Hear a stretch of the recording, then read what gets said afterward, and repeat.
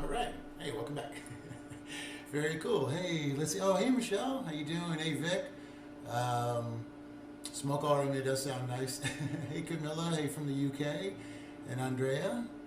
Thank you. And Tanya and Michelle. Hey, awesome. Thanks, everybody, for joining in.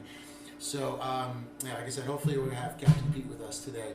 But one thing that I wanted to start talking about is plastics. Plastics start off with, we have a couple issues with plastics that beginning on land and ending in the ocean. And one of the main issues is that in the plastics world, there's what's considered a closed economy and an open economy. The open economy is where the manufacturers will create the plastics, send them out, sell them, they're very cheap, and then we are left with what do we do with them? Then there's the other side of it. There is what's called a closed economy, where some companies actually will take their plastics and recycle them back. So Hewlett Packard's a good example. They'll take them, bring them back in, and recycle them. So there's, basically at this point, we have two different things going on. There's what's considered upstream, what's considered downstream. So the upstream are the manufacturers, and the downstream are the rest of us that have to deal with the leftovers. So there's a few different ways to attack it. So one thing that, I was really excited to get everybody together here. One thing I wanted to talk about was ways that everybody, knows that they can help reduce their plastic footprint. They say it's a new plastic age. I was reading that there's so much plastic that, they have the different layers of Earth.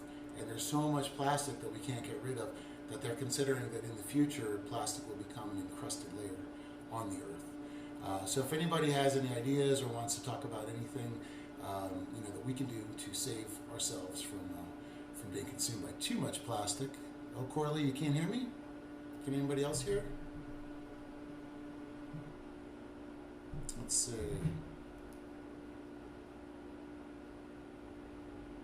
Hey, can anybody hear me?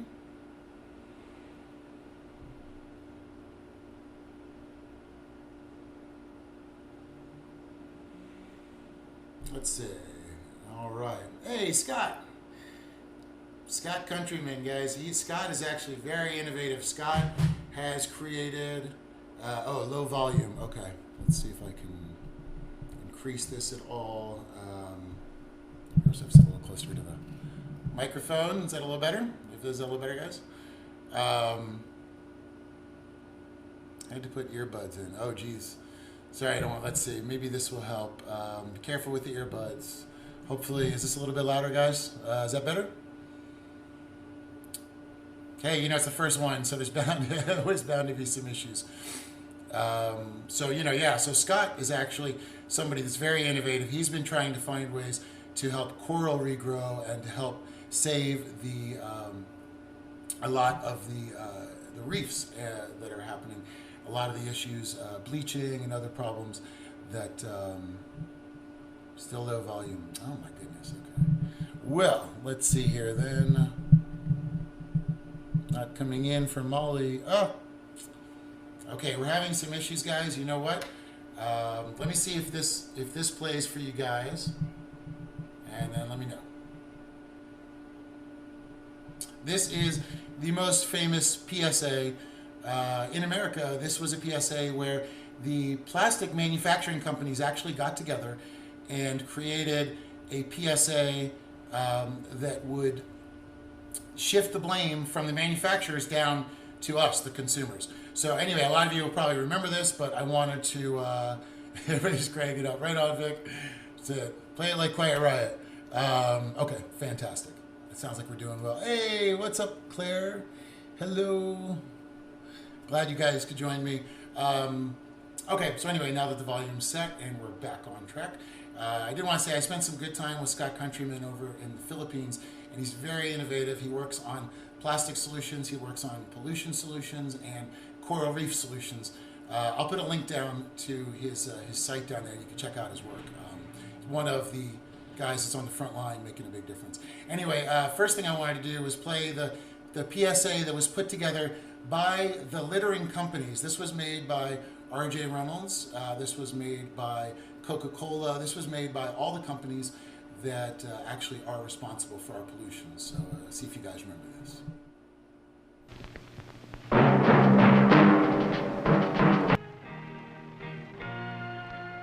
Some people have a deep, abiding respect for the natural beauty that was once this country. And some people don't. People start pollution. People can stop it.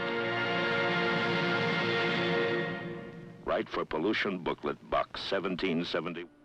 Okay, so that PSA, I think a lot of everybody remembers that particular PSA. That was what happened is in 1953, Vermont decided that when all these companies switched to plastic bottling, that they were causing so much litter and animals were dying from eating the plastic, and there were so many issues that they were going to ban plastic bottles and make companies go back to glass bottles, which worked fine. You use the glass bottle, you bring it in, it gets recycled and comes back out.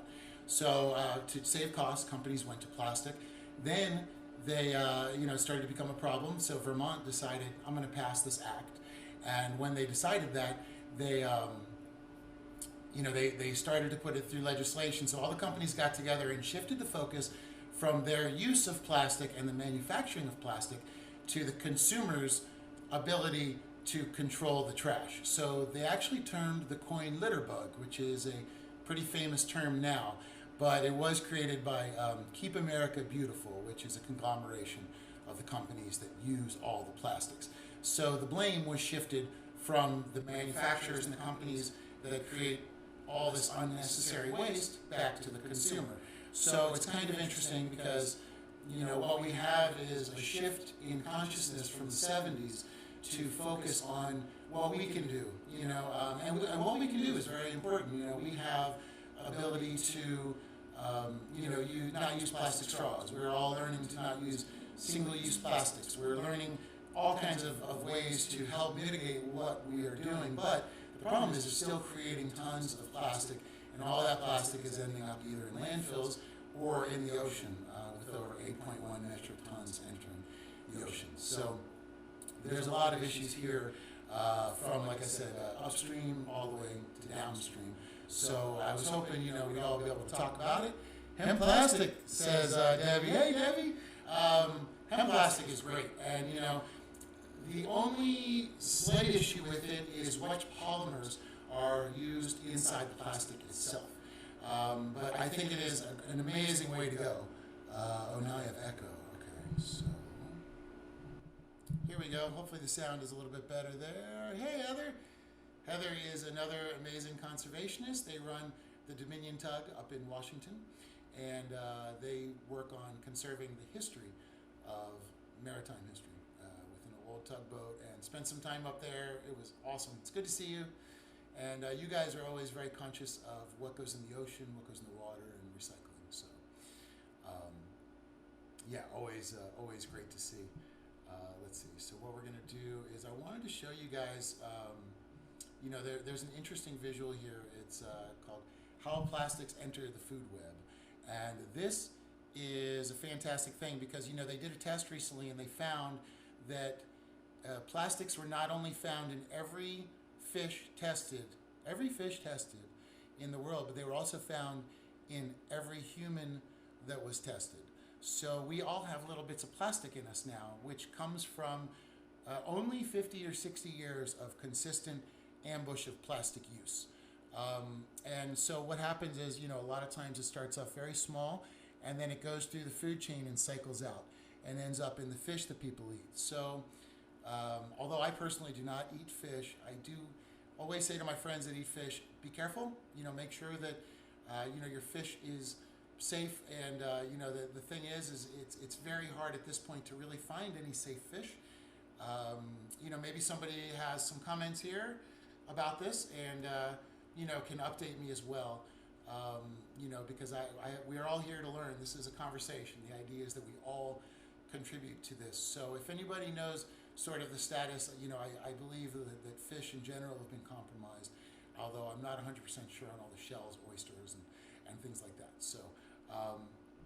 So again, if you have friends that eat fish or you eat fish, just think about, also the larger the size fish, the more plastic they have ingested through the food chain. So it's another aspect to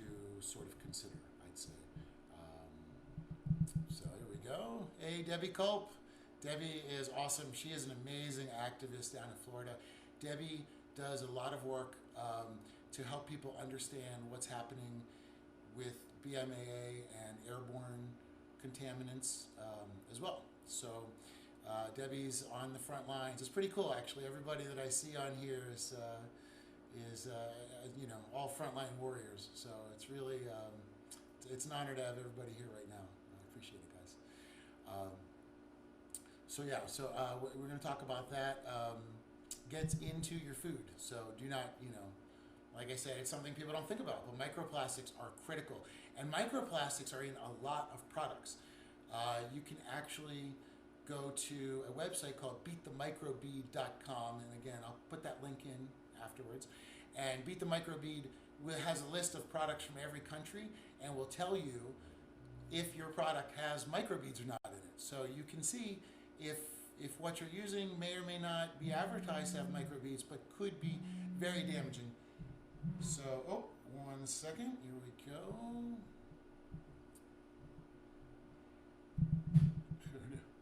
Okay, you know what? It's Captain Bethune, but I have to tell him to call in on the other phone. Eric, it's good to be back. How's the ship been doing? Yeah. I'm trying to think, how long ago was it you were in Bramerton? Must have been about 6 months now or something. Time flies, brother. Yeah, it does. It does. I see you got a lot of tan, so you've been out working a lot, huh? Oh, we were in Ensenada in Mexico. We're refitting the ship here. And, we get a bit of, getting a little bit of sun. Well, my legs are still quite white because we've got to wear long pants during the day. The yard. They're making us wear fluoro vests and stuff like that. So, but anyway. So, and I'm very excited to have you on this one because this is the first episode and it's about plastics and all the plastics that are in the water. And we saw so much, craziness. What to you has been kind of the most shocking, experience you've had with that you think with plastics? Man, there's so many shocking ones.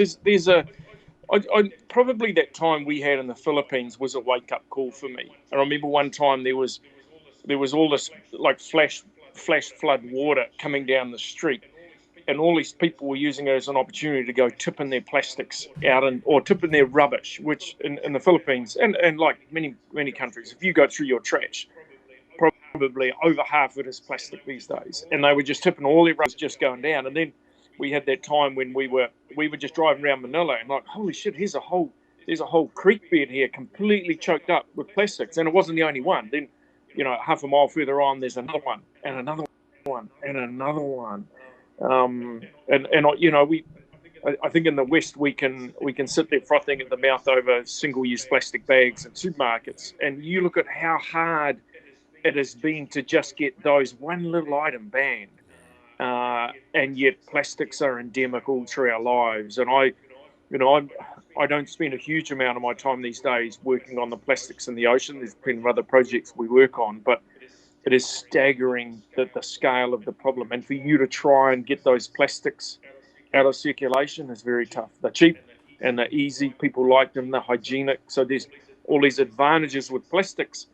And the fact that it's choking up the oceans, that's far removed from your average person's everyday life, But there was another one, actually, thinking about it. When we did these patrols in the Losa jungle in Sumatra, so the Losa jungle has, it's one of the last bastions for the Sumatran rhino, and there's a couple of very good groups doing patrols in there. So we went along to help one of them, and we were in a very remote part of this jungle, and the nearest village to us was about 80 kilometers upstream was the nearest village. So the Losa jungle is one of the most extraordinary jungles on earth, and there's a really fascinating story behind civil war in the northern part of Sumatra. This is so it's a province called Aceh, and they've had this rebel movement for about 30 years. And there was the rebel army was called the GAN. Captain out of that rebel army that was in this patrol unit that we were on, and he had fascinating stories about when they were fighting the Indonesian government. And anyway, what happened was the GAN was blowing up trucks, blowing up bridges. Any of the government forces that come in to try to put infrastructure in, the GAN would live in the jungle, come out and blow up their bridges and infrastructure. And so it became this province that got largely left behind in Indonesia. But as a result, it saved the Losa jungle because there was no road put in. So all of the elsewhere in Indonesia, it's been rampant logging, gold mining, deforestation. This one jungle in Indonesia remained largely untouched, and it was the GAM that basically did this. But anyway, so there's no roads or anything through this jungle. There's around the outskirts, and what's happened is it's meant that the Sumatra rhino is its bastion is in the middle of this jungle where it's such a long way for you to get in that poachers can't get in there. They can poach on the outskirts of the jungle, but it's so big that they don't go getting in the middle. Anyway, back to plastics. So we were doing these patrols and we went a long way up this river in this little riverboat, and we were camped down on this thing, and I was camped with this hammock right beside the creek. The river was quite low at this stage, and I'm sitting there in my hammock and I'm looking out at this tree, and it's chock-a-block with plastics. And it's difficult to get to a place remoter. And I remember thinking all the way here, and upstream was a single village, a long way upstream through one village right up in the headwaters, and that's where the plastics are coming from a single. And what happens is in the wet season, and flushes all the plastic down, and these trees are all littered with these little white bits of plastic, and not from one source. There's like packets that do rice packets and noodle packets and coffee packets and plastic bags and all the block with it. And then I about 20 meters or 20 feet above river level, this river where that would be covered in the middle of the wet season, chock-a-block plastics. And if you put it in a remote place, imagine what happens in Western countries and other places that are chock-a-block with plastics. I've had so many episodes of plastics. Another one was when we were on I think it was the second Pacific crossing I did on a boat. And rope. It's quite dangerous when you're cutting rope off a propeller. A nylon rope has a whole lot of stretch in it, so it's waiting for that stretch to come undone. And you run the risk of when you cut the rope, hang, and this is a 3.5 foot propeller. You run the risk of it banging you in the head or something. I got down there with this little diver's torch and cutting away this rope, and sure enough, it goes bang when it goes. But I was hiding behind the P bracket, but it's a nervous job to do in the dark. It happened a second time, and the second time was about an hour. I was like, fuck it, I'm going to leave it till daybreak, and then I'll climb down and do it right. So I went back to bed, got up an hour or so later, and I remember looking out, and there was all these little bits of plastic and fishing gear and stuff in the water. And so this is, up until then, I'd heard about the North Pacific Gyre, but I'd never been there. So geographically, this is between Hawaii and Vancouver, and there's like this big whirlpool. Hawaii and sort of San Diego, it goes that far south too, but it's this massive whirlpool, kind of about the size of Texas, and it gradually accumulates this rubbish. So rubbish from the west coast of North America, the current comes down there, and then it kind of sweeps out, so it goes around there. And then from Asia, you've also got a current that comes in and joins that whirlpool and goes round and round. So the North Pacific Gyre plastics, I believe, of any of the 5 gyres or 5 whirlpools. And it's a combination of North American plastics and Asian plastics. So anyway, I get up in the morning and we're in the middle of this North Pacific Gyre. And it wasn't like the plastic you could walk on. Like some areas of the Caribbean now, you can almost walk on the plastic so much. But it was all these, like a little wee bit of polystyrene, a bit of a cup, piece of a jandal maybe, quite a lot of fishing gear. A lot of the plastics in the ocean is fishing gear. But it was like maybe every 10 or 20 meters there's a piece. But that is the scary bit, is you take a cup of water or glass of water and you lift it out, and there's all these little particles in there, and the particles are plastic.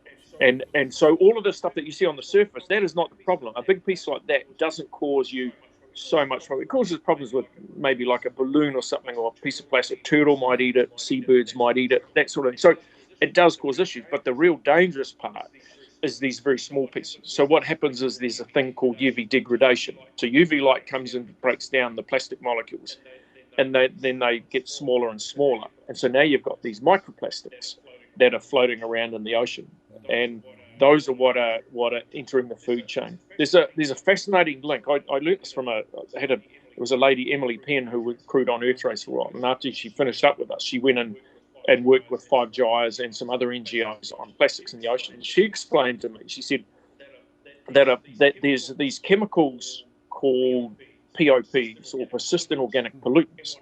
And what happens with these is they bond to organic molecules, or in fact, they bond to a carbon chain. So your organic molecules is a string of carbons with oxygen, hydrogen, and a few other things hanging off the side, right? Organic molecules is like that, and plastics are like that. It's a carbon chain with little bits off the side. That is what these POPs wish to bond with.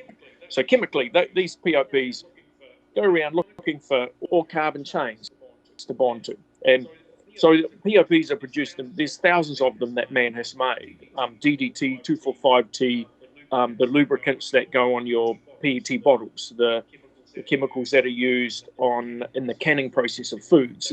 They're used in all manners of electronics manufacturers. And of course, most of these in industry, they pump these into the waterway, and then they end up down in the oceans. And these molecules, they're going around looking for a carbon chain to bond onto, be it an organic molecule or be it a plastic molecule. So then they come across a little wee microplastic, and they go like, I'm going to hang out here. So it chemically bonds onto this plastic molecule. Now it's happening. Now it's quite happy. So these little microplastics, they gradually accumulate these POPs. Another type of them they have is called an endocrine disruptor, or put another way, it's a hormone disruptor. So one of these was, in fact, one of the chemicals that was used in plastics manufacture, and it caused, it was a chemical that led to girls reaching menstruation much earlier. I don't remember if you might remember about 10 years ago, there was this uproar because they had all these 10-year-old girls started to reach puberty, and they traced it back to these endocrine disruptors. And so these they can do all sorts of things. They can affect the hormones of organic beings like humans and dolphins. A great tragic story around dolphins in Florida, where they're accumulating so many of these chemicals, and the mothers are the chemicals. The only way that the dolphins get rid of these chemicals is through their milk. And so now there's very low, there's relatively high birth rates on baby dolphin in the Florida Gulf, but there's very low survival rates of the babies because they pick up all these toxins. So anyway, I go back to these plastics, right? The plastics, microbeads and small plastic molecules accumulate these toxins. They become this toxic sort of broth. Then you've in the ocean, such as zooplankton. And zooplankton are like little wee animals that what are called passive feeders. They don't target specific things. They eat what is in the water. And normally that is a phytoplankton, which is like a little piece of algae, for example. So these zooplankton, they go eating a little bit of plastic, and they then accumulate the toxin that was in the plastic, and the POP molecule that was hanging out on the plastic. It's like, holy shit, here's organic molecule. I like organics even more than I like plastic. So they basically ditch the plastic and bond to the zooplankton. Now you've got this toxin which is in the food chain. The little wee zooplankton, he gets eaten by a thing. One of them that eats him is a myctophid, which is like a very tiny baby squid eating the zooplankton. And there's a thing called biomagnification. When you get toxins in a food chain and you go up a level in the food chain, there's an increase of typically between 6 and 8 times in toxicity. So the toxicity in the zooplankton was relatively low, and it is, say, 10 times or 8 times higher. Myctophid gets eaten by a little wee shrimp. Then it goes 8 times again. So now it's 64 times the toxicity. Little wee shrimp gets eaten by, let's say, a sardine. And now it's 64 times 8, 684, roughly the toxicity of the original zooplankton. That thing gets eaten by a tuna. Now we've got 5, 8, so now you're at 6,000 times the toxicity. And that tuna eventually gets eaten by a great white shark. Now you're at 50,000, 500, half a million times. So that's by magnification. So all these chemicals that the plastics, like this link between these nasty chemicals that man has made and those chemicals impacting on the food chain and eventually coming in and impacting on man. In fact, it's sad. The only reason man is really starting to address plastics now is because scientists now are realizing actually there's this link in the food chain that is bringing our plastics and our chemicals back to us, and that, that's tragic. The only reason it's really being addressed now is because of that. But the sad reality is, so much wildlife in the oceans is being impacted in a massive negative way by the chemicals that man has made and by the plastics that we continue to consume and dump in the oceans. It's a very long answer, wasn't it? No, it's great. That's well, that's exactly it. I mean, people never think, oh, my seafood's going to have some plastic in it. They never think, oh, there's any danger to the ocean. People very much take plastic and think of it in recycle or in a way more of a land-based concept, but never realize that it enters into their bodies.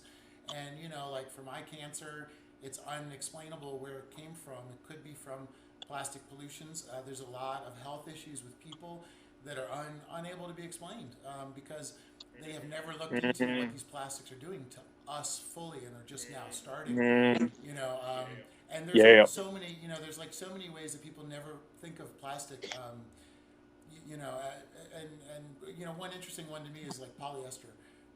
We send plastic to China, they reissue it, they make polyester out of it, they send it back to us. We buy the polyester and then we throw it away because we don't think of it as a recyclable piece of plastic element. So we're inconsequentially actually adding so much additional fibers and things that like we never really focus on. And so food is really a big one.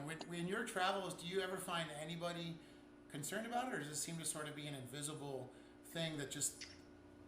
Look, the plastics in the ocean, I believe it's reached a tipping point. I'll give you an example, would be Britain. Britain for a long time retarded in its pursuit of conservation efforts. Suddenly Britain is on the map now in conservation. And if you go to London, there are so many NGOs focused on various aspects of conservation, and seeing the supermarket chains there thankfully starting to go addressing it in terms of removing plastics from shops. I've got a shop there now which is completely plastics free.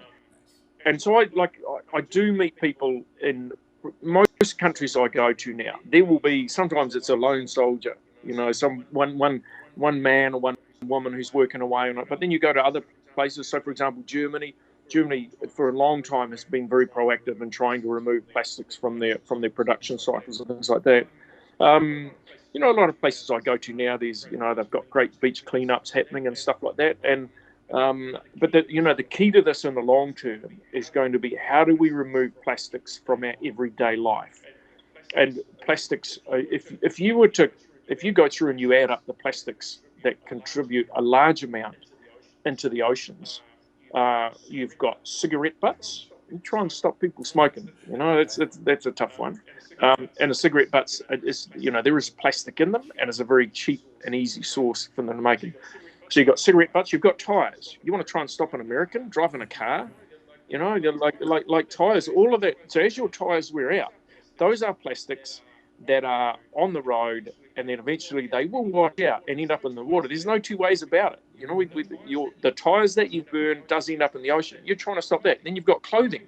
It's only recently that they've started realizing, as we've gone to these different nylon, polyester, and other clothing, it's only now we're starting to realize, hang on, these microfibers go into our washing machine, then they go into the watercourse, and they do end up in the ocean as well. And they're already very small. You've got things like, for example, that they're just addressing it now, but those exfoliants, Procter & Gamble and various other people developed that had micro-beads of plastics where the sole purpose is to be used once and flushed down your basin, into your sewage system and into the water. And there's no way a sewage company is going to form some kind of filter system that will accumulate your silly exfoliants that make your skin look slightly fresher or feel better or whatever. I don't know. But the point I make, there you've got a global brand that has deliberately gone out and manufactured a product where the only place those plastics are going to end up is in the oceans. And thankfully now they've developed or developing alternatives to those. But it shows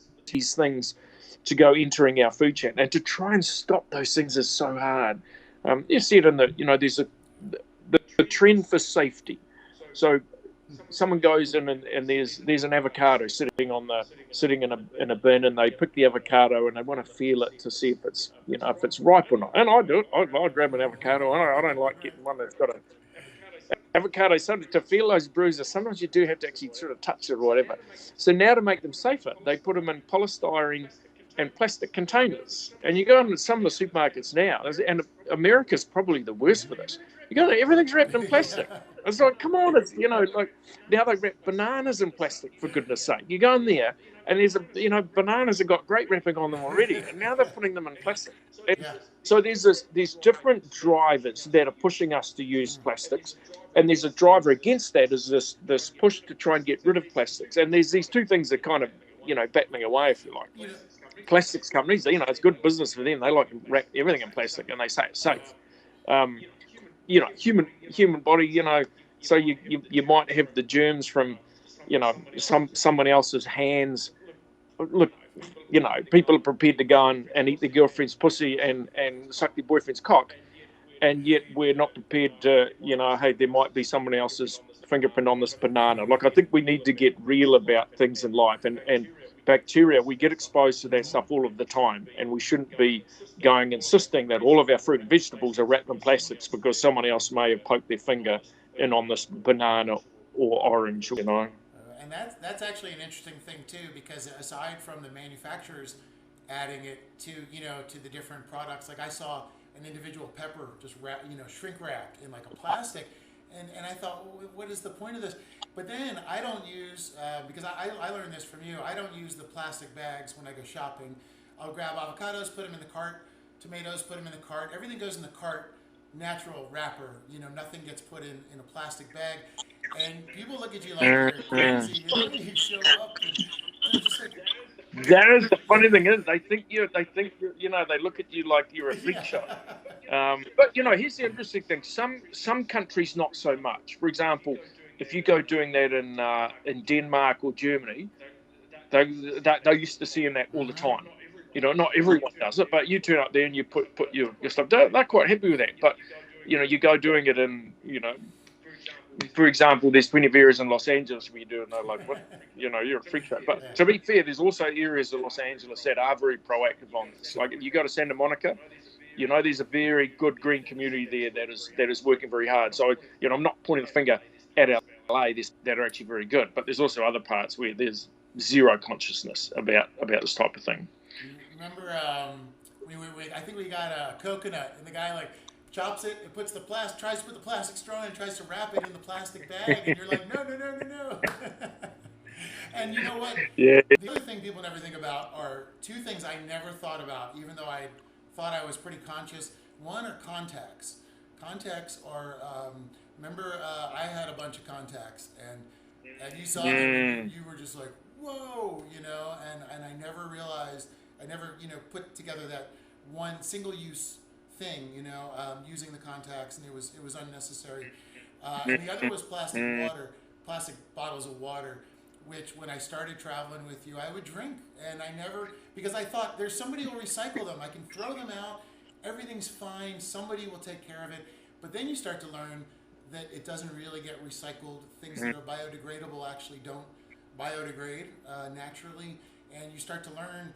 And by the end of it, I remember never being able to even accept plastic bottles of water anymore. Even that one day when somebody drank all my water on the boat, and but we wouldn't stop and get one because it was really important. And after what you and I saw was plastic bottles everywhere. It's interesting. Like I wasn't. I try and be accepting of different people in terms of the use of plastic or whatever. And I try and point people in the right direction. None of us are perfect. We all have a certain footprint tied to our life, but it has surprised me how hard it is to get. A lot of crew that come and work on Earthrace, they've got a good conservation conscience about them, and yet plastic water bottles are still a big part of so many people's lives. And, you know, I think part of it is driven where our governments have abdicated responsibility. So, for example, if you take the water supply in LA, it is shit. I will never, in LA, I will drink the tap water. I don't, you know, like, because I'm not going to go out and buy damn bottled water. So I will drink it, but I don't live in LA all the time. And I might be there for a week and I hang out at Clark's place. And so I'll drink out of the tap water. But the LA water is shit. And I don't blame people for going out and buying it. So you've got this progressive governments that have come through and sort of put it out to, you know, oh, it's a local water supply company and they let things degrade. They don't treat the water properly. They let it go through with all the crap. So people, you know, and then it plays into the hands of companies like Nestle that do all the bottled water, Nestle, Coca-Cola, and all the rest of them, go taking the good water out of the ground so that it's not available to the local community, and then they bottle it, and then they sell all this plastics, and it is like trying to stop the tide. I'll give you a comparison as New Zealand, and in no way is New Zealand, in terms of conservation, amazing, but outstanding. And I remember probably about 15 years ago, where Coca-Cola first started trying to sell bottled water there. And Kiwis like, why would we ever want this? You know, like, you know, and but some Kiwis fell for it. And some Kiwis think that healthy than someone drinking tap water because, you know, I mean, in fact, it was many years ago, I had this date with a lady in New Zealand who was, and she was saying how, you know, bad it was to go drink tap water, and this woman had all sorts of health issues, and I said, look, I drink tap water all the time. Like, you're the sick one, not me. You know, and I suggest it's a long story, but you know, sometimes we kid ourselves that by having some super water purifier and the rest of it, that we're being very healthy, and at the next minute we're going out and eating a 10-pound steak and a whole lot of other stuff that's really bad for us. We're carrying 10 extra kilos on our belly, and we're fussing about some water supply. Like, you know, maybe you need to address the 10 kilos on your belly as well. Yeah, no, a lot. Which we know a bit about, don't we? Yeah, no, you know, a lot of, you know, because I've been doing a lot of work with CBD now up here, and it's interesting because there's a lot of companies are supposed to be conscious, but a lot of time people don't think about sustainability. So they'll be selling these health-conscious products in plastic containers. You know, I mean, I'm glad because the guy that I work with uses all glass, and you know, he's very eco-conscious. So there's no, you know, nothing, everything's organic, and but I mean, there's so much plastic. So it is interesting that we're entering this new realm of like, everybody is trying to get health, but people are still missing this one really important thing, you know, avoid plastic as much as you can, always. Yeah. We're sort of addressing it on the ship at the moment. So I'm on this boat now, the Modoc, which of course you were crewing on for a while, and we're trying to get rid of plastics out of the system. So we've now got these bulk containers with all of the dried goods. We've got all these large glass containers so that, for example, the soaps, Thomas was bulk soaps, and make sure that you know, they're not full of palm oil and stuff like that. And then those glass containers are in the rooms or whatever. So, but it's a never-ending journey. Like, for you to cut plastics out of your life, it is almost impossible. But you can go down this road of trying to reduce that and trying to be healthier and trying, you know, just we're all on this journey, and we're all gradually trying to make this change. Shifting the ship to bulk foods has been a step in the right direction. Like, you know, we invest in plastic containers and glass containers in the first place, but then there's very little plastic consumed because when the crew goes shopping, you know, they buy all this stuff in bulk. And, you know, we've got the storage now to go using it rather than sitting having to buy individuals of all of these different things. They go in, and some places are more accepting of it, of you turning up with your, for example, you can go and buy bulk olive oil and turn up with the glass container that takes like a gallon of it, sort of thing, rather than buying an individual glass each time or plastic bottle or whatever. So, but, you know, none of us are perfect. You know, we all have a footprint in terms of our consumption of fuel and our consumption of food and our plastics and all of these things. And I try and sort of encourage people to sort of, you know, think about all of these things. You know, do you really need a big SUV? And most people have got a big SUV. Oh yeah, I need to tow my boat at Christmas time, or like they all have their reasons why they need the big car. And sometimes I sort of say, maybe you could borrow the neighbour's one for that one trip a year where you need an SUV. But anyway, Well, I it's true. digress. It needs to be a longer vision. A lot of what we're looking at now is short vision. Like, okay, we're just going to recycle this thing today. But longer vision stuff like people buying bamboo straws or stainless straws or silicone or some of the or I was reading in Kenya they banned all plastic.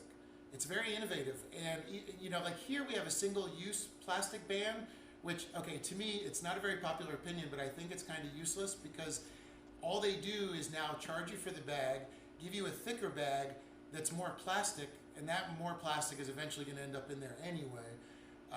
So it's kind of like it might be a step in the right direction, but in LA, I haven't really seen it have a big impact that way. But I thought Kenya was pretty amazing because they banned it all. Yeah, I think it depends on the price. In that plastics are convenient, and let's say the price was $5 a bag, then you're going to start to see. But if the price is like only 50 cents, a lot of people are 50 cents. There's an interesting point. I remember many years ago I met a famous conservationist, and he picked me up from the airport, and he was driving a I think it was an F300, like a 6.7 litre diesel engine SUV. This thing weighed like 3.5 ton. And I remember I sort of said to the guy at the time, I said, like you're out saving the oceans. What about your car? And so I think as often we can get fixated on a single element, and we think, hey, look, because I'm out working saving the oceans, I don't need to go thinking about the other things, and it's kind of the wrong approach. I think we just need to think about all of these things in our life, including plastics. Plastics is not the only thing we need to go considering, but it's certainly an important element. And as a marine conservationist, when I look at the damage that is starting to be done by plastics, it does need to be addressed. And going back to the plastics ban in LA, it does as a flagship issue. And so even though people, there's still a lot of consumption of plastic bags, and maybe the plastic bags are a bit thick or whatever, there is a certain ratcheting effect that happens here. And once you sort of stop the use of the very thin, cheap plastic bags, it does drive some people to go using the reusable bags, but we need to kind of keep the pressure up. And so hey, like plastic consumption hasn't gone down in LA.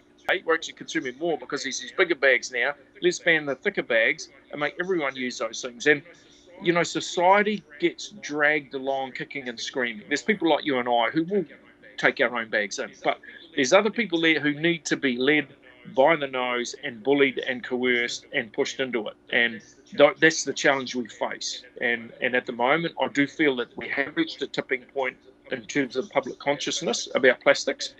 And there are cities like LA that are pushing things in the right direction. I think Hawaii was quite progressive on that. It's often you find those very progressive states lead the way, and then it sort of drags other states along with them. A great example was California sets the standard in the US for emissions controls. And if a company like Toyota wants to sell cars in California, they may as well make the same cars for all of America. And so they introduce catalytic converters and other things. So big states like California can play a leading role in terms of pushing these companies to do it. Like if you're a company like, let's say, you're Nestle who make chocolates, and California was turning around and say, right, Nestle, if you want to go selling these chocolates into our state, you are not going to use double plastic. So a lot of chocolates, for example, they have an individual chocolate that is wrapped, and then there's another wrapping around the outside. Do you really have to look too low? So if California introduced a law for chocolates that said you will not sell double plastic products into California, Cadbury's or Nestle, whoever, they're going to make it the same for all of America. So big states have a role to play in pushing these companies along the right direction. It's a very good point, yeah, because once they have to make a change for a big population, it's not cost efficient for them to make two products. They may as well just convert it all over. So that's I didn't think about that aspect. That's a very good, very very good point. Well, and so now we've been mostly talking about plastics that we're all responsible for because I mean, society is built. You can't really escape them. But now I wanted to talk to you about the Modoc and the Modoc's mission, because you guys are going to go tackle one of the biggest plastic problems that people don't really talk much about, which is the lost or entangled or discarded fishing gear, whether they have to cut it loose in an emergency, or they illegally dump it, so they don't get charged when they go into ports, or when to skirt around different regulations. So I know a lot of people are interested to hear about that. So I was hoping maybe you could kind of tell us a little bit about what you're facing and what your guys' plan is. Sure. So we bought the boat. It's called the Modoc. It was built in 1944. It was a U.S. Navy tugboat, and it served in the tail end of World War II in the Western Pacific. It was over near Japan and Okinawa. It was involved in a typhoon rescue where the big typhoon came through right at the tail end of World War II and destroyed a bunch of boats, disabled a bunch of boats, whatever. It was involved in the search and rescue and recovery there. And then, so it was a Navy ship, I think, for about 25 years. And then it was a US Coast Guard ship for about 25 years. And then it sat around for a while. And then a guy bought it up in Washington, and he converted it to a sort of a cross between sort of the Love Boat and Miami Vice kind of thing, and had sort of like plus velvet and stuff. And he was doing tourist gigs up to Alaska. And there's been various rumours around about there was this bunch of pilots that used to fly up prostitutes and cocaine and hang out on the boat. I have no knowledge whether it was true or not, but the people in Bramerton were adamant, like that boat was full of cocaine up and anyway. So we bought this off. Yeah. So then there was a couple of captains up in Oregon who bought the ship, and it's had around for a couple of years in Bramerton, and then we bought the boat about a year ago. So we're just in the tail end of refit on the boat at the moment, and we're quite lucky on this. We've had sponsored. There's a company called Schiebel in Austria who make military drones and civilian drones, and they've sponsored a very big capable unit, a UAV or drone for us. But that's requiring a lot of modifications on the ship. And this UAV, you can fly this a couple of 100 kilometres away from the ship and have live video coming back to the ship. So it's a great enabler on things like illegal fishing. And at the moment, for example, if you want to go and patrol a particular waterway and look for illegal vessels that are fishing, you basically clock up miles. You sit in your boat, maybe you get on your radar. Your radar has a range reliably, maybe 24 nautical. But you need to go driving, and you get a ping on your radar. You need to travel over there and be probably within 3 or 4 nautical miles to get your eyes on them. Oh, it's legal. And, real it is. Most boats fishing in the ocean are quite legal. And so historically, you burn so much fuel finding these illegal boats or finding illegal fishing gear or whatever it is. So the UAV is a great enabler in terms of us, instead of having to clock up all those miles in our ship, we simply launched this UAV, and the UAV burns not a lot of fuel at all relative to what a ship does. So the UAV does all the miles. You can use it to gather the evidence of illegal fishing without them knowing. So you can sit this thing at 4,000 or 5,000 feet above the boat. You can zoom in. You can get evidence of them fishing in a marine protected area or engaged in fishing that's illegal. You get the registration, the GPS location, and the vessel's details. You get all that in a single piece of video, and that normally would stack up in a court of law. So now, before we've even gone near the ship, we have the evidence to prosecute it. Whereas historically, you let's say you get maybe 5 to 10 nautical miles away from a legal vessel. They see you on radar. You're heading straight for them. They stop their illegal fishing and they get away. So it should allow us to be a lot more effective in terms of finding illegal fishing boats and doing maritime surveillance and those things. So anyway, we're busy. In fact, I might be able to. I was going to show we're relocating the crane to the lower deck, and we were busy unbolting the crane yesterday. We've left just enough to hold it. Hopefully, in the next couple of days, we're cutting the hole in the deck, and the crane is going to be dropped down through the deck, and we're converting the whole top deck to what's called a flight deck, which is like a helipad, for want of a better term, and putting rails that will collapse out and stuff like that. So we're right in the tail end of the refit now. I think we've got the boat is out of the water. Let me just see if I can. The side? I'm curious. On the side, And Right, I've then been, I've we'll been put, watching the boat go through its phases. I remember being there in the early days, and it's amazing. It's so cool. You guys have that drone. I mean, it sounds like an enforcement dream. To be able so to here's literally get out there. there's the crane that we're kind of using to shift our crane. Here's Whoa, our crane here. nice. Here's the rib. So this area down here, which is cluttered at the moment, that is what's going to be the flight deck. Then you can see looking down there to the side, we're on what's called on the hard or on the ground. This is the shipyard in Ensenada where we are at the moment. So anyway, that's what's happening on the ship. So we've got another 2 weeks here. Then we go. Then we'll be picking up this Sheevel S100 UAV, and then we've got we've got another month of getting the UAV commissioned on the ship, and Larry and I completing our UAV training. So Larry did 5 months in Austria. I did over 2 months in Austria. That was this thing. And we have the final bit of training, which is happening in, I think it's happening in September, and then the ship is operational after that. And we've got, so a lot of our work these days is working with government agencies on protection of marine areas. So it's detecting illegal fishing, be it in a marine protected area or it might be foreign boats fishing illegally. And then the second part of the work we do is addressing things like discarded fishing gear in the ocean. So as an example, there's a whole lot of what's called ghost nets. So let's say a given vessel is putting drift nets across the Pacific. Every now and then they lose one, and these things might be a long way underwater. They might be 300, 400, 500 meters underwater. So one of the plans we have is you drag along effectively a grapnel hook a kilometer underwater. Excuse me. And if there's one of these nets there, you pick it up on the grapnel, you notice a change in pressure on your hydraulic system. So hey, we've hooked up on something. So then you pull it up, and here's another one of these ghost nets. So there's a lot of what are called ghost nets all across the Pacific.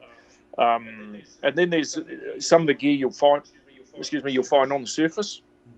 We fly the drone. Oh, here's another thing. And if it's there's an interesting thing that's happened on drift nets. Most countries have signed a drift net ban. So this happened about 25 years ago when there was a big uproar over drift net. So a drift net, just your way, a set net is where you will have a net, but it's tied to the seabed in some way, and or it might be tied to something on land or whatever.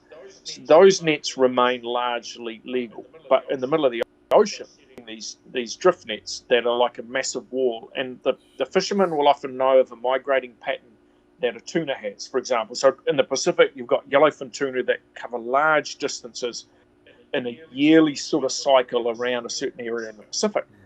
The fishermen know about the cycles. They will lay this drift net as this massive line that will catch the tuna as they're passing through. But the danger with them is they're not just catching tuna.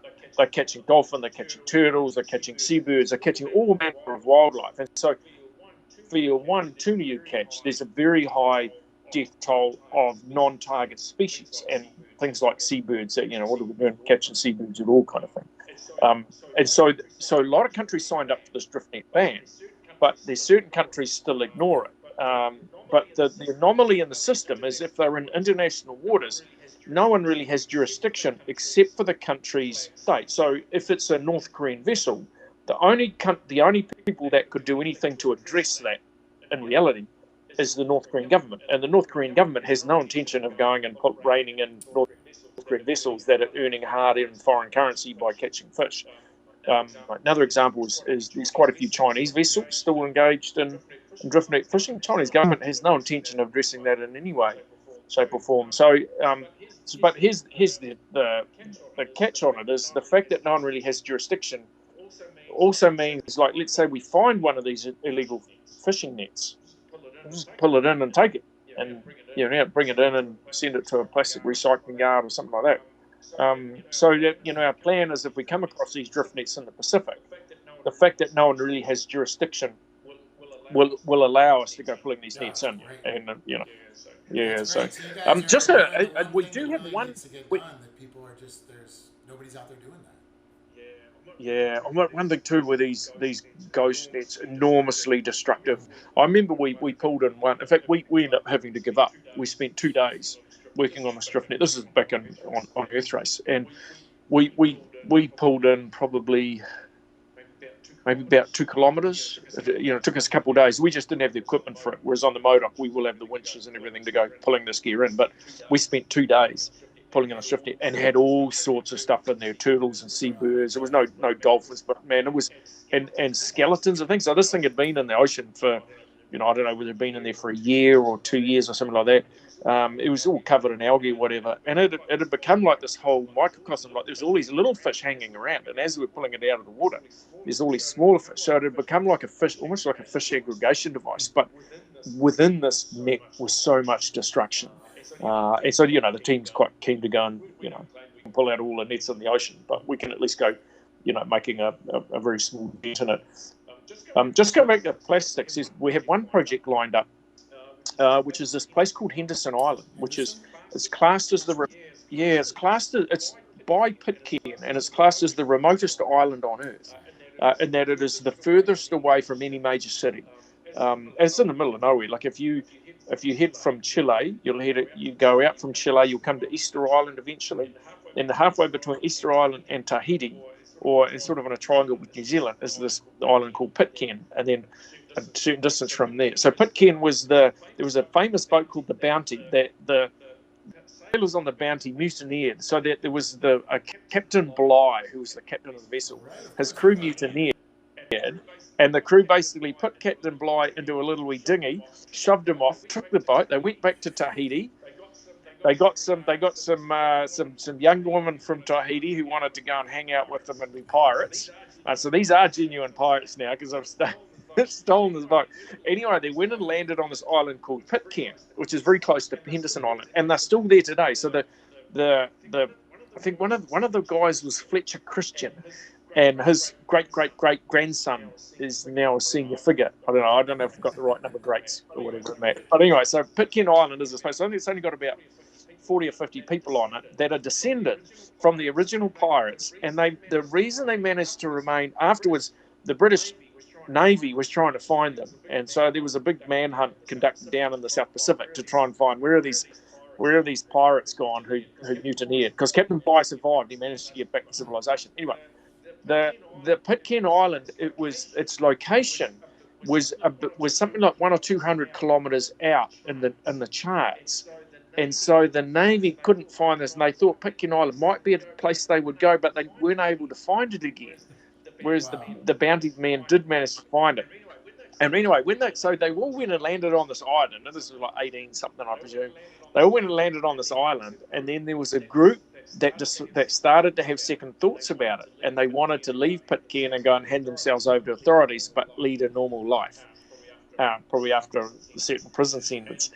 And then what happened was, so they were going to leave the next day. During the night, the boat mysteriously burnt to the waterline and sank. And now, in the waters outside of Pitcairn, there are still the remains of the original Bounty boat that has been sunk there. So anyway, going back to the plan is there's been several groups have gone to this island and done beach cleanups.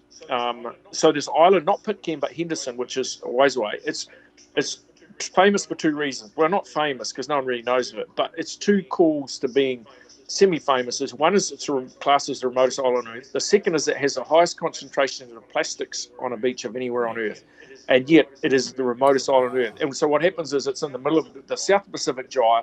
It's got this current moving by it all the time, and that is dumping plastics on the beach.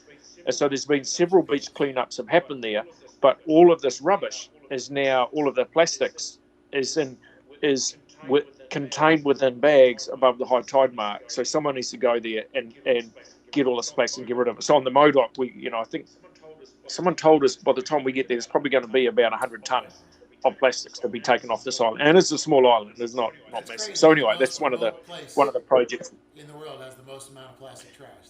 That's it's extraordinary, isn't it? Yeah. It's extraordinary. It's crazy, and what a great example too of how this is a huge international issue. So many people say, "Oh well, my country's doing this or that, and my country's doing this or that," and in reality, we still need a bigger effort. I think internationally.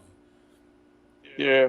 I think one of the reasons I get optimistic about the future is you see so many people today starting to go looking at these things, and different people, they all champion different things. In some ways, you could say since you've gone off and done this thing about chemicals and leading to cancer, and you've had cancer in your life, which has impacted you quite considerably, and you've got your cause. And I remember a few years back I did a TED talk, and I talked about people need to have a cause. If the greatest thing you do in your life is produce a couple babies and lead a good life, I say that's not enough.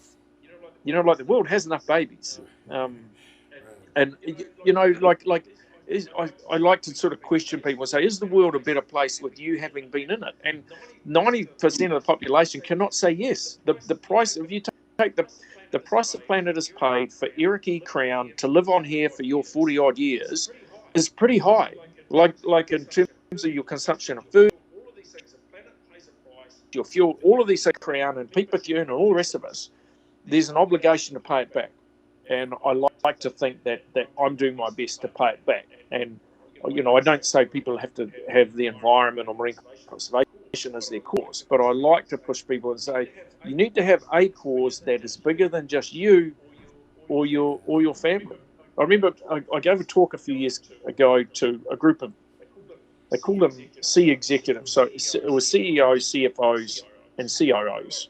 A lot of people won't even know what that is, but anyway, it's like senior executives in a company who I mix with it occasionally. So anyway, so there was a group of about 30 of them in this room, right? And so I said to the group, and I basically put the question to them: I want you to have a think about what is your greatest achievement in life. And the first, I said, tell me about yours. And he said, I've raised two amazing kids. And I was like, really? Is that the best you can do? I said, the world has 7 billion people on this planet already, and you've just contributed 2 more. And he's sort of like, yeah, but they're great, outstanding citizens. I was like, that is obligatory. Do not come telling me that your greatest achievement is to raise 2 great kids.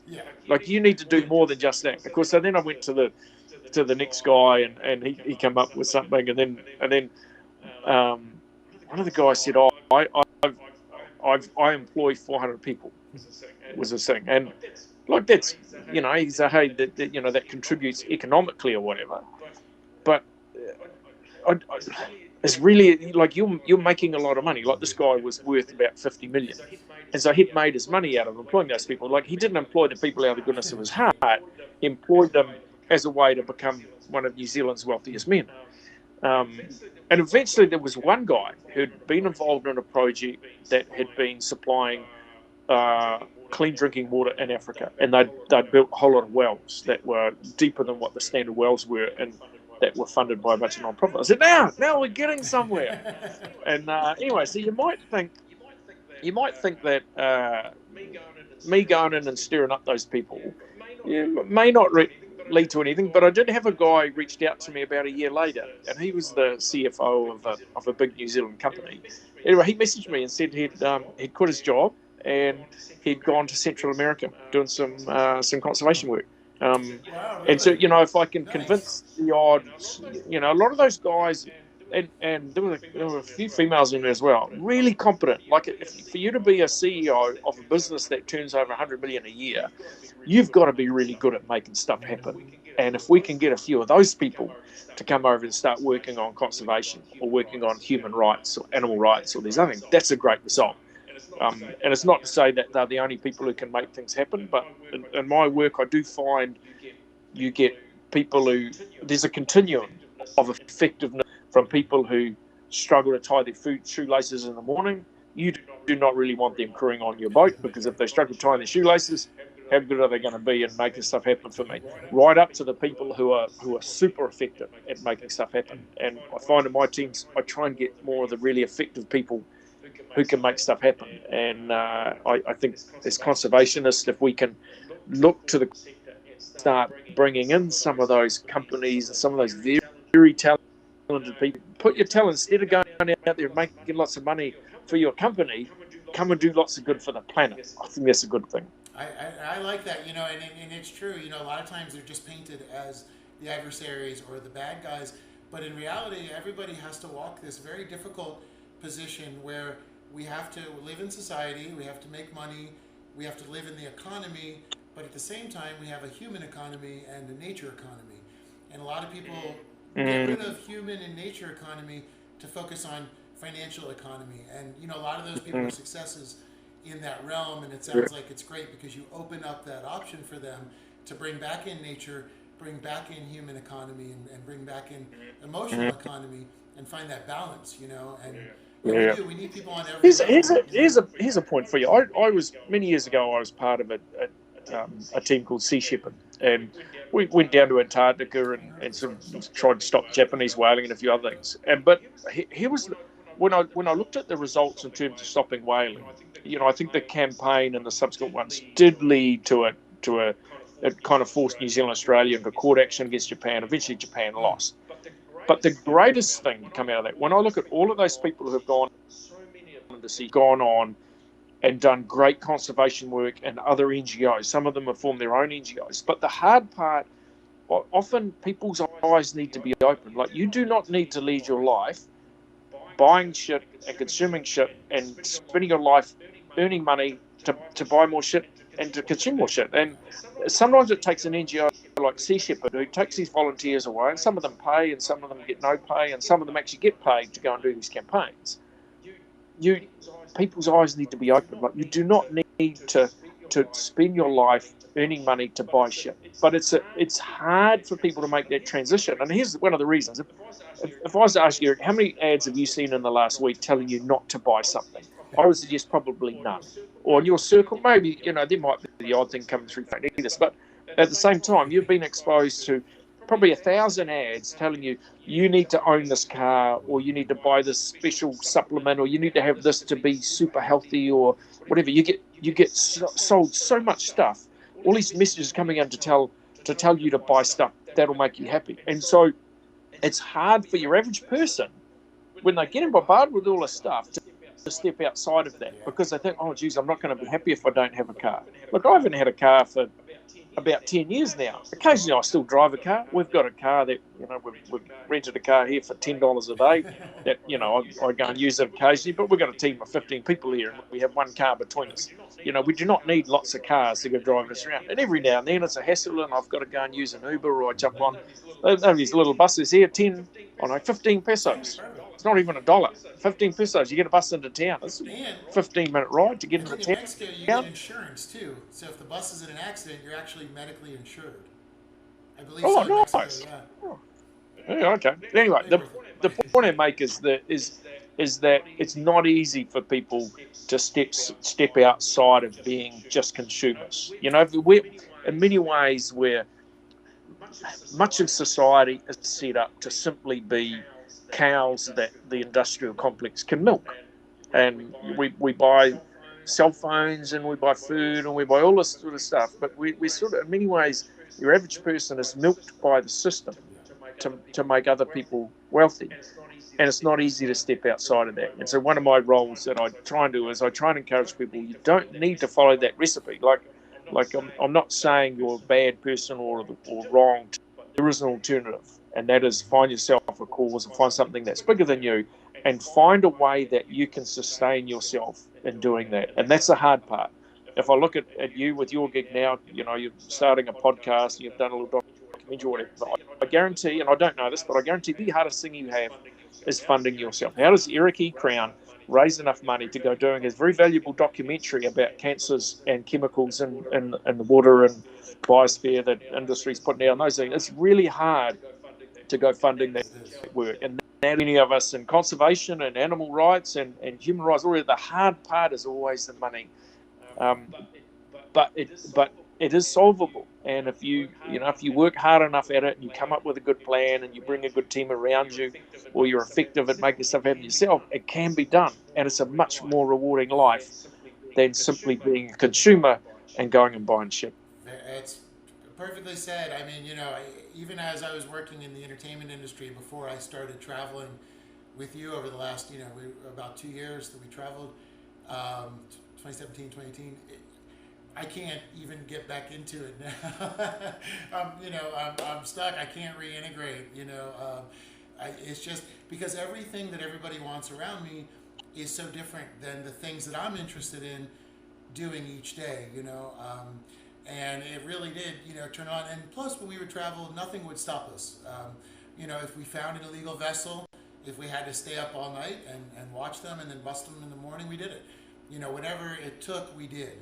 And that was something that I walked away from Earthrace with that made a big change and made me say, you know what, I need to go out there and do my thing because, everybody needs to bring up their voice and everybody needs to bring their story, their perspective, and their call to action up there. So, it was a big thing. And traveling and seeing these issues on a worldwide level really made a big difference. But also seeing that there's a different way to live, even just the basics of not buying bottled water, carrying water with you, or getting it where you can, or boiling tap water instead of grabbing a thing of water, which we did in some places.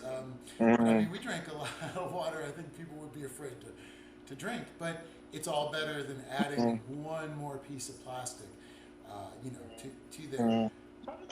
Part of that, here's an example of that water thing. I had a couple of former Marines that came with me on a number of patrols, and they turned up with their water filtration systems. And I remember Costa Rica also happened in Sumatra. Like the water there is way cleaner than in pretty much most places anywhere in the world. And like, sure, it's coming down through a jungle, but man has evolved drinking that kind of water. So anyway, we'd turn up there, and these guys would be there at their little water filtration system, and then they'd put their iodine tablets in, and then they'd wait for half an hour. And it started to affect our patrols, and that we had to be cognizant that these guys, they would go through a lot more water than others as well. But they were big muscly guys, and they would go through them. But I remember thinking, and so me and the rest of the Rangers, we were all just drinking the water straight out of the stream. But what I'm getting at is doctrinated that you need to have filtered and chemically treated all this water that comes through these factories or whatever, but you don't really. Like our bodies are perfectly equipped to go drinking this water out of streams and stuff. And in New Zealand, we're lucky. Our streams aren't perfect, and there's dairy and other things that are starting to contaminate them. My brother will hate me for that. My brother's a dairy farmer, and dairy itself is starting to cause a few issues. But anyway, we've been convinced we need to go drinking bottled water or have water that's purified and whatever. We don't really. And there's the occasional case of, one example of it, one person gets Giardia and the next 1,000 are not going to drink any stream water. And there's plenty of people who had Giardia and live to tell the tale. How many people die of Giardia a year in the West? Not many. Yeah, exactly. Not worth it to be, But people love the story of fear over here. They're always wondering what they should be afraid of. Hey, remember you mentioned before about that stuff in the Philippines. Do you remember the mango of disappointment? Yeah.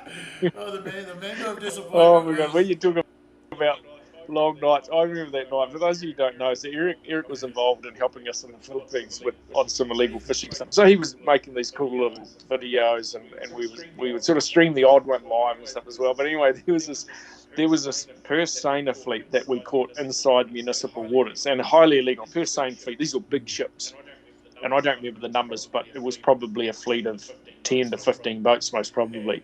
And the guy we were with, he got all scared, and it was kind of a late night. We were out there till probably midnight, and we'd be out there till morning, busting these boats. And anyway, then the guy, he chickened out basically, and he came up with some excuse. We had to go back in to get police support, and of course then the police didn't want to come out with us. And this guy had jurisdiction, and it was I look at sometimes I find you spend those long days at sea and long nights doing patrols and clocking up miles and inspecting boats or whatever, and then here we had this, I felt this is Christmas here, we're going to bust 10 boats tonight, it was big ships, and then the guy chickened out.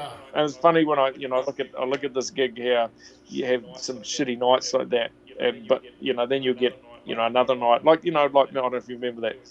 There was that fleet we busted in the Philippines, which was it 15 boats in total, I think. And sometimes you get a victory like that comes along the way, but you don't win all you don't win. It's true, and like you always told me, you have to really savor the victories in conservation because they're far and few between, but they're Yeah, worth yeah. it. Each one is so worth it. Yeah, that night that we busted those 15 boats was amazing. Just go to this boat. Are you our boat with the captain? No, it's that one. Okay, we'll go to that one. we were just tagging them on and on and on until we got to them. But and people don't. And I would say to people illegal fishing, and they'd say, well, what's that mean? It doesn't. A lot of people are still even confused about that. And what I found is, the amount of tonnage of fish that they were taking out of tribal waters, where they were taking the fish from the people that had the right to it. It's crazy. The amount of illegal fishing is causes so many issues. And although the fishermen were nice, I think that boat did we estimate they had 20 ton? I think they'd taken that morning. That was one of the boats, and there was 3 per seiners there. So you'd say multiply by 3. That fleet was taking 60 ton in a day, and they'd been there for a month. They'd been there for a month by that. So 60 ton getting taken, and then the worst thing about it, I thought, was those local boats that were going out there and sort of scavenging around the sides, like trying to just getting the odd fish that had been sort of killed and squeezed out of the net or managed to jump out. Like the locals were, yeah, they'd become beggar fishermen. it's true. They were just lined up on the Tragic. side waiting, and Yeah. it all comes back to the ocean sort of being our, for a long time everyone thought it was such an unlimited resource, and now we're all starting to understand it's very limited, and how do we all move forward? Which brings me actually to something I really wanted to ask you. You had mentioned being in Sea Shepherd anti-whaling campaigns. For most, I'm sure everybody that's on here knows Captain Pete, but he actually his boat was smashed and run over by the Japanese whalers while he was on the campaign with Sea Shepherd.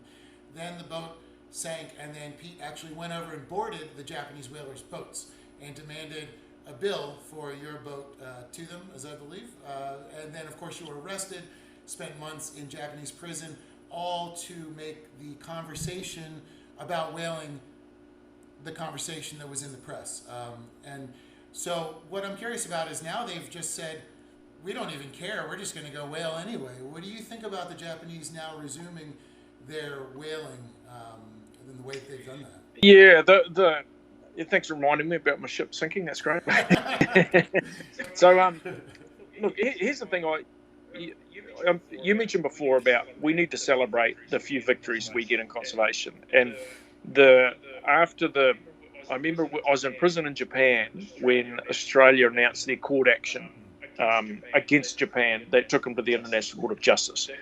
That took 4 years to reach its conclusion. Japan lost the case. Then the following year, Japan didn't go down to Antarctica. I see that as a small victory. Then they resumed their whaling, but with a quota of a third of what they had before. So previously, they would take up to 1,000 whales a year. They cut it to 333 as part of their new scientific whaling program.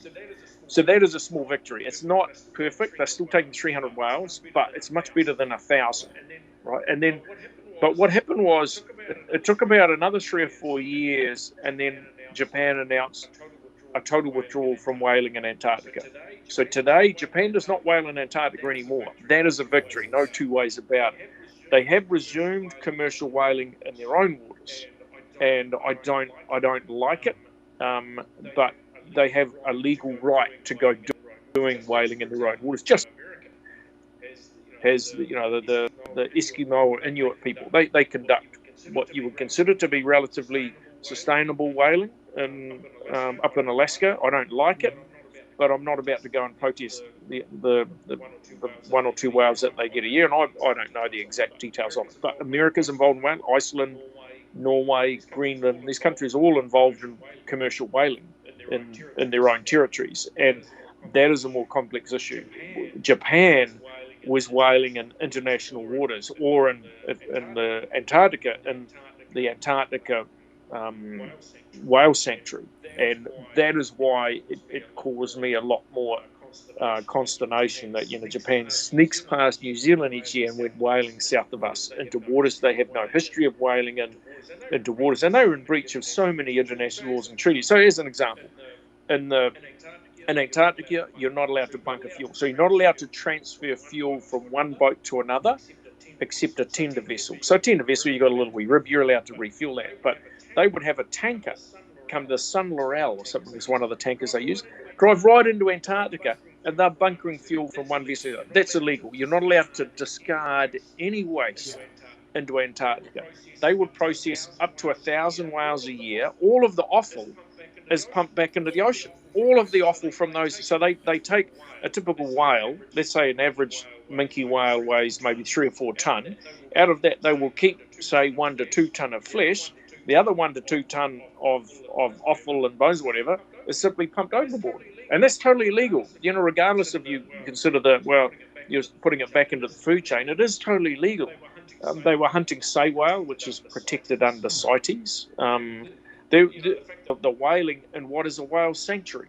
And the problem with the whale sanctuary, it's complicated, but the IWC was effectively a toothless mechanism that had no method of enforcement. So Japan was in breach of so many international laws and treaties in whaling in Antarctica, and that made it a more of a prime target. Now they've gone back to whaling in their own waters, and now I guess they're accepting, hey, it was always commercial whaling all along. We're going back to that, and at least they're not whaling in international waters anymore. I don't like the fact they're whaling in their own waters, but I've got plenty of other campaigns that I'll be doing before I'll go targeting them whaling in Japan. So So I mean, that must feel One of the good things in then, huh? conservation, Eric, is you've got one of the things is you kind of got to pick your targets. And I have a lot of people, and every day I'll get messages from people, why aren't you doing this? Why aren't you doing that? Why aren't you going to that? You've got to be very specific in what you're going to target. And much as the number of people who message me, why aren't I in Taiji? There's already 50 activists in Taiji. Does Pete Bethune make a difference there? Probably not. And so I encourage people to find their own campaigns. And no disrespect to people who go to Taiji, but I have a lot more respect for someone who goes and discovers the island in the Caribbean that is still hunting orca. There's a great target, not on the conservation map at all. Man, there's an island in the Caribbean targeting orca. Man, there's a good campaign for someone to go and spend some money on. But don't come and tell me I should be doing it. Why don't you go and do it? You need to go and find a way to fund yourself and go and do it. And so I'm forever trying to encourage people who send me messages saying, why don't you do this, why don't you do that? No, why don't you do it? I like that, because I was going to ask, if you had sort of advice for, people that want to try to help but aren't sure what to do, but it is really that simple. It's like, find something that you're passionate about and find a way to make a difference. Here's the thing. There's 3 main ways you can get involved in, be it conservation or pursuing the cause that is dear to you.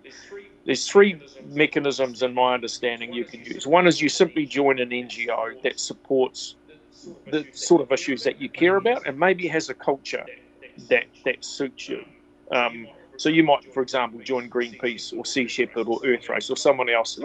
So if you want to get involved in marine conservation, man, go and meet some Sea Shepherd and see if they share the same culture that you kind of have or that you want.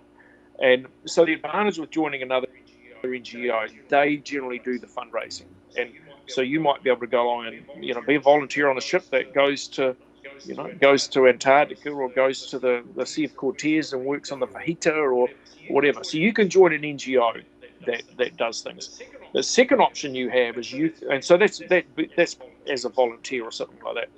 The second option is you can actually get a job in some NGO. So, for example, Greenpeace, at their headquarters in Amsterdam, I think they have something like 200 people fully employed and paid, counts, very good wages. And so, and the advantage with that is you're getting paid to follow your passion and to go pursuing conservation. We're partnering with an NGO in Mexico at the moment, which is I believe the largest conservation NGO in Mexico. They've got a whole bunch of paid salaried employees who, great people doing great work, and it's great to see people getting paid. I despair at these people who expect because you're a conservationist, you shouldn't be paid.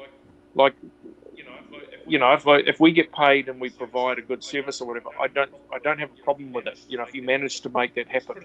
There was criticism of Rick O'Barry a few years who criticising him for drawing a salary, and holy shit, the guy has spent probably the last, I don't know the numbers, but the last 20 years protecting dolphins around the world, and you expect him to be a total pauper because of it. And Rick O'Barry's not a wealthy man. He lives very humbly, and I got no problem with him getting a little bit of money.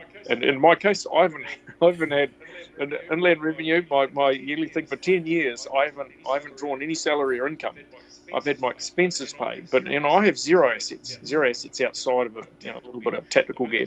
I mean, interestingly, my daughter, of having a deadbeat dad, well, she didn't say deadbeat, but a dad like me who earns no money, is that it means she can get the maximum student allowance in New Zealand to go to university. So it has its pluses. So anyway, going back to the point we're working to. So one option is you volunteer at an NGO. Second option is you get a job at an NGO, and sometimes the second one can follow the first. So you go and work at someone like Sea Shepherd, you volunteer on a ship, you become a captain, then a lot of the captains of Sea Shepherd do get paid, the engineers get paid, and things like that. So those are two options. The third option is you find a niche, and there's a number of great examples of this. So Rick O'Barry has done it. He has created this niche around dolphins. His thing is dolphins, and he kind of owns that. Like, if you start talking about dolphin conservation around the world, the name that continues to pop up, Rick O'Barry and the Dolphin Project, and they've done a fantastic job of promoting the issues of captivity of dolphin, and all credit to them. But there's 1,000 other niches out there. I met a guy it was at a conservation event 2 years ago, and he was working on saving frogs in Africa, and he'd created this niche, and it was a hard niche because he explained to me, he said, no one cares about frogs.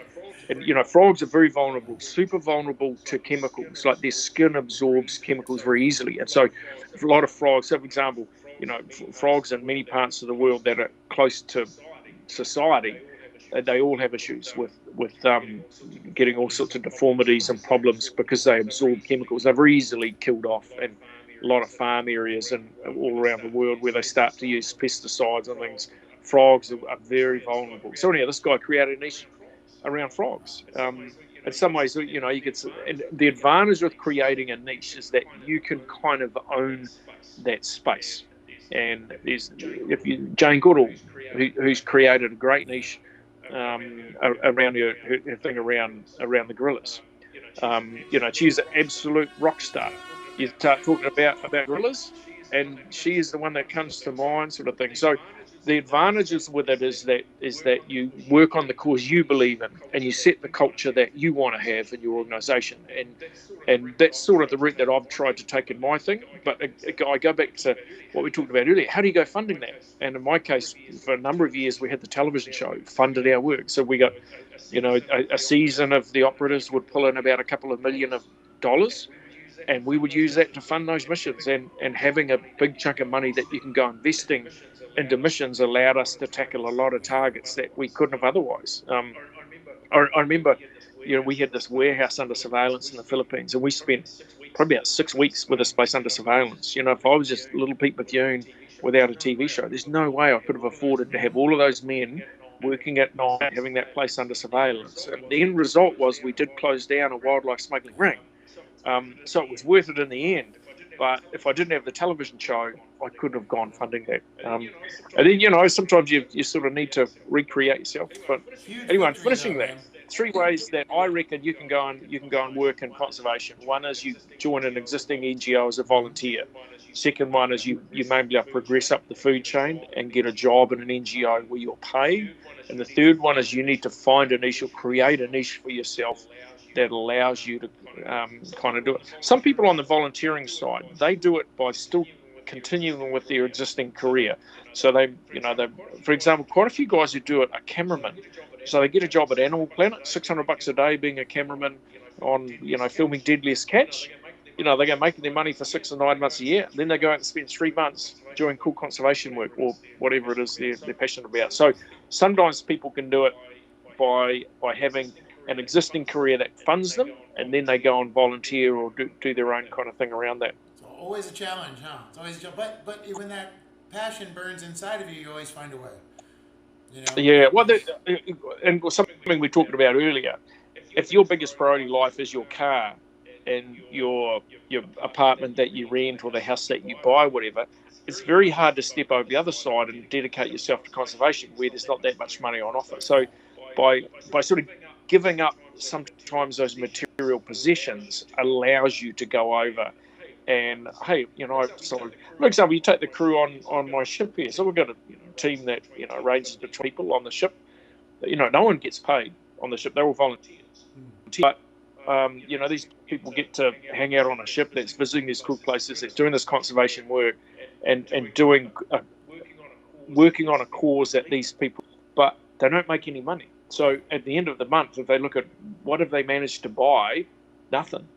They've consumed food, and they've had showers and consumed water and stuff like that. But at the end of the month, it's not like they've been able to invest in a new car or anything like that. But that's okay. Like, do I want to have a new car, or do I want to go and help save dolphins and turtles? Man, I'll save the dolphins and turtles.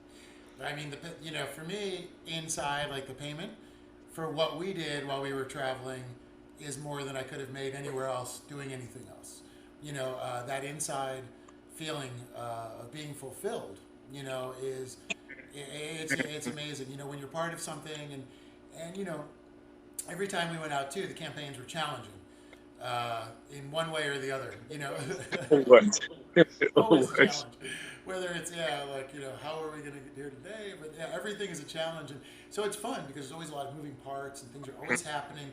But in the end, it's great because it's very rare that you find so much teamwork devoted to one cause, which is helping.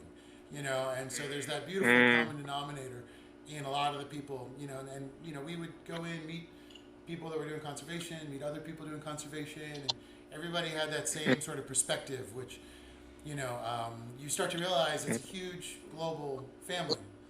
It's kind of an army, of advocates. Here's something else that I find sort of happens is involved in these campaigns where it's not easy. And I'll give you an example. Was at the moment on the ship, there's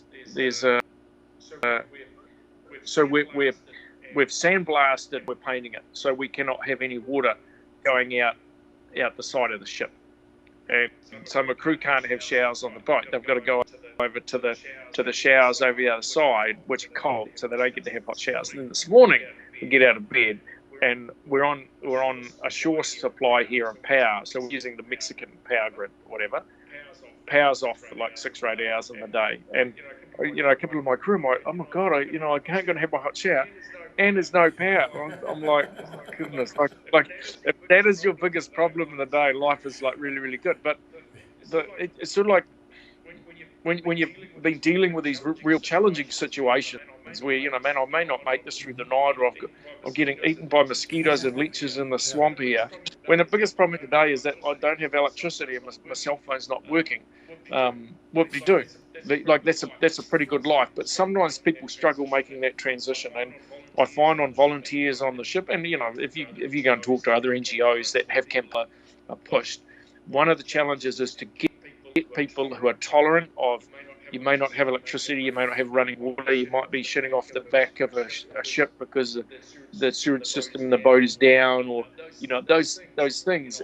Often you take a lot of people, and I still see it on this boat. We get people on here, and they get upset over those things. And so part of the learning process is to say, hey, we need to have a real good perspective here, and let's think about this. Like, so we have no electricity at 4 p.m. Well, look at sunny skies out there. Surfboard, go for a surf. It's Sunday, so a couple of the boys are going for a surf actually. So nice. Yeah, nice water down there. It looks pretty clean out there. It's not big, but it looks pretty clean. So they might be having a nice surf. But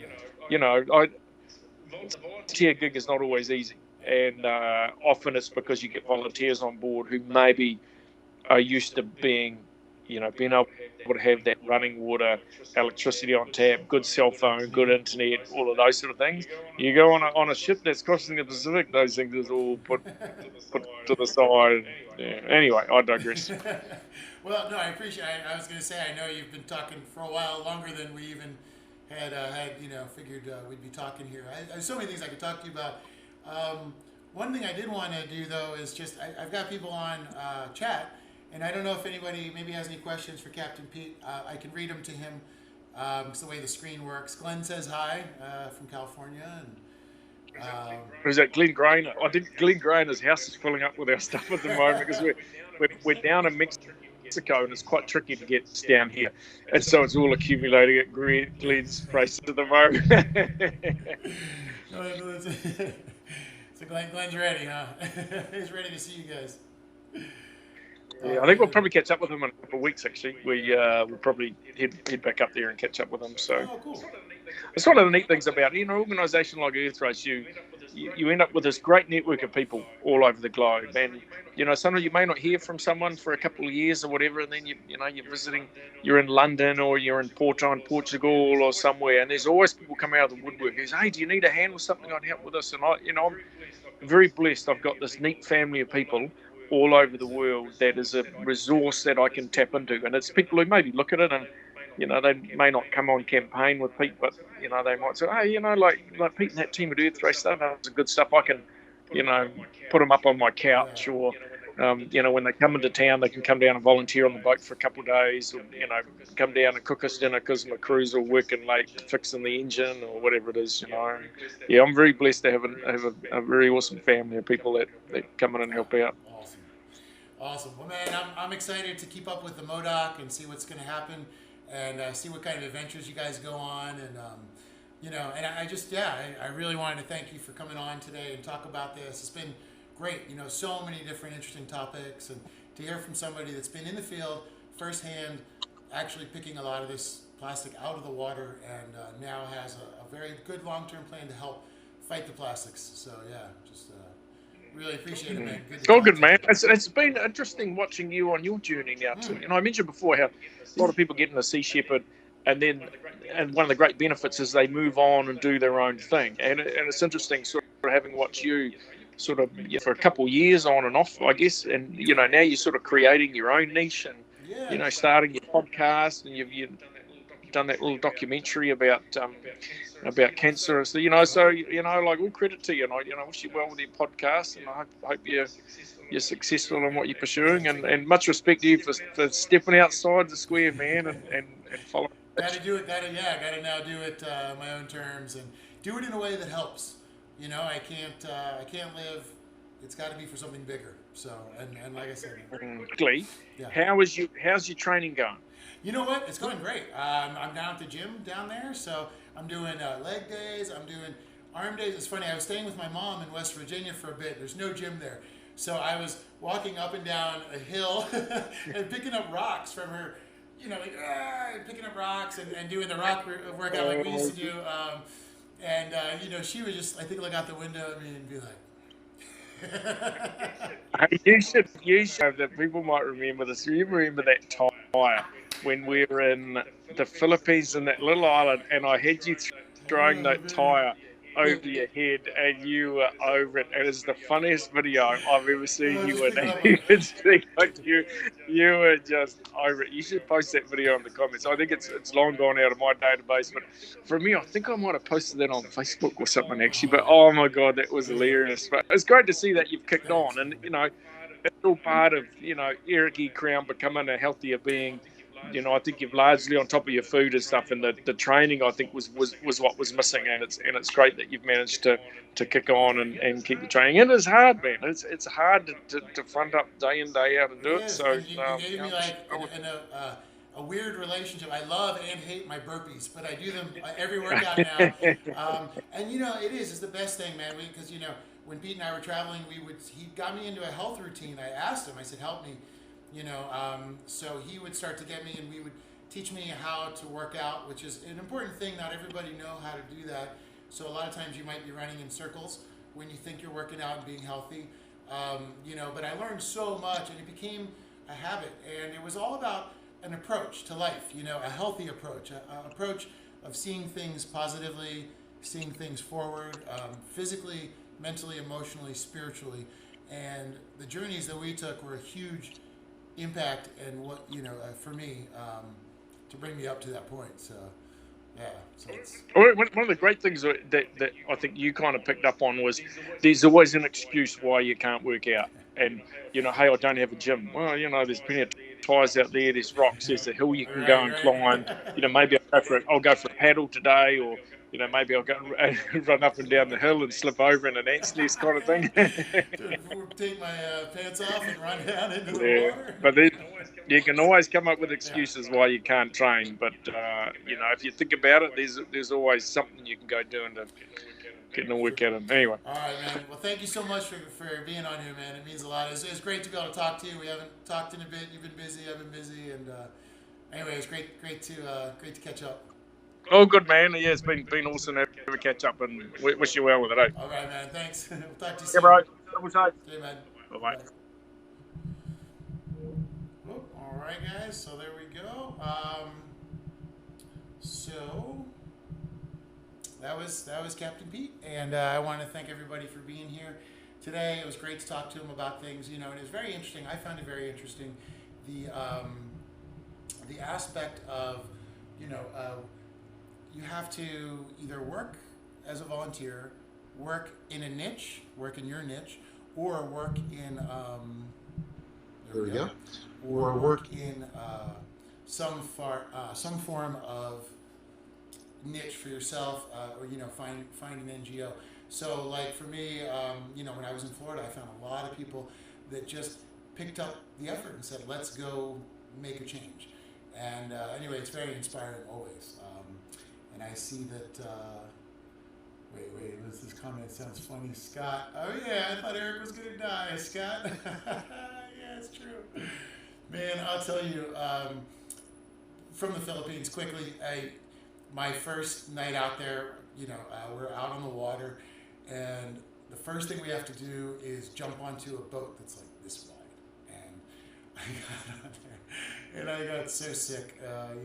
I think I ended up jumping back on the main boat, handing my camera to somebody, and just throwing up at the end of the end of the boat. So I'm a perfect example. You're not always great at what you do, but if your heart's in it, you get out there and can make it happen. Yeah, it's true. Pete did push me to the limit. But that's important because I didn't know my limit until I was able to get pushed past it. And believe me, between the Amazon and the Philippines, Cambodia, Vietnam, pushed me way past my limit, way past my comfort zone. It was a big one. Yeah, it was definitely life changing. So yeah, it was fun though, man. I'll tell you, I miss those times. I really do. Yeah, always a good adventure. So anyway, I hope I hope it was interesting for everybody. And this is just the first of many podcasts. We'll be doing one every week, talking to different people around the world, having people Skype in. Pete's in Mexico right now. We're going to have people Skype in from around the world, show us where they are, what they're doing, what the front lines of conservation and the battle for a cleaner future look like. So thank you everybody for joining me today. And please, if you have other topics you want us to cover and you want me to get in touch with people, leave them in the comments. Make sure to, like I said, leave any topics or ideas you have down there. You can go to my website, ericecrown.com, subscribe to my YouTube channel, or you can just stay here on Facebook, and keep up with me. I have a newsletter on my website as well. So anyway, guys, it's good to talk to you, and this is our world. Let's talk about it.